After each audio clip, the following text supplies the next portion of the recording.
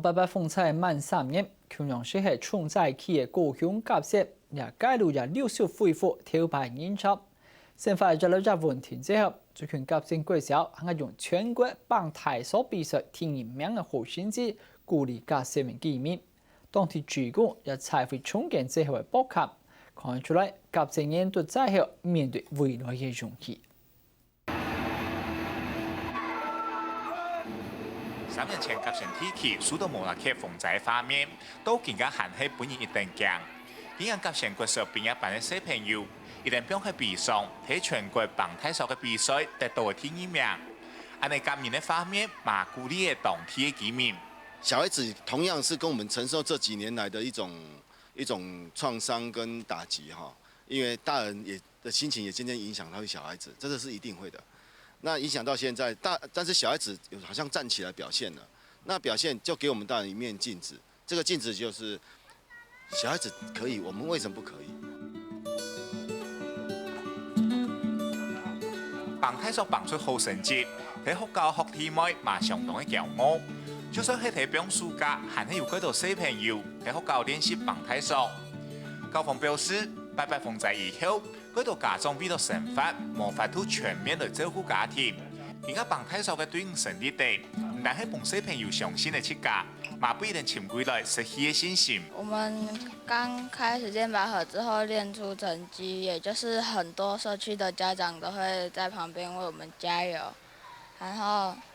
就我們得到成績，看到他們回來也很高興，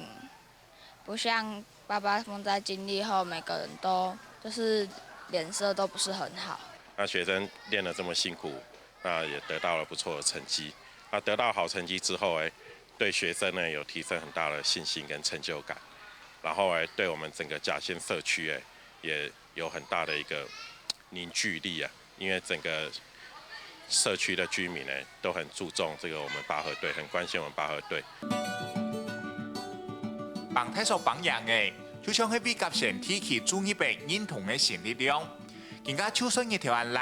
睇甲線太橋城嘅博棚，咪有一群地方人去一睇睇家鄉，同灰色嘅博棚切上新嘅色彩。一群來自沙期嘅職工，喺800風災3年後，嘛同過去嘅比上表下來，用行動來面對新嘅人生。像一些社工，他們不是本地人，或是國中老師，他們都是外地進來這邊工作的，但是他們的熱情反而比我們更多更踴躍，所以我們想說看到他們這麼熱烈，那我們自己本地在地的，那我們也是返鄉大概這2-3年了，那看到這麼熱情的說，我自己可以盡的哪一份力，我們就一起來做。這一陣子經過這個跟那個紀錄片，我覺得有漸漸的去影響到大家說，甲線其實他們要自己跳脫出來，他們不能再一直的沉浸在過去那種，就是我就是宅民，我們這裡就是宅區，其實不是，其實他們可以去創造不同的可能。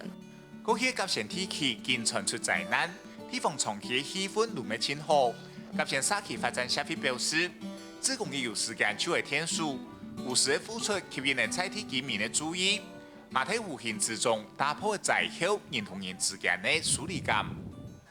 以前社區歸社區，是你的社區是你的社區，我的社區是我的社區。但是這2年來，幾乎說只要一個社區辦活動，每個社區都積極的參與跟支持，或是說給予相當的協助。大家都一種站在一個平台，同一個平台上在做事，那就變成甲線就變成會比較熱絡一點。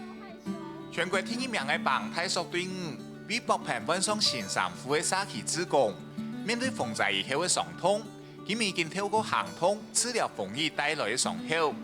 而家來到甲線，看得到甲線人嘅希望，嘛看得到甲線人嘅笑容。客家新聞整份子公佈。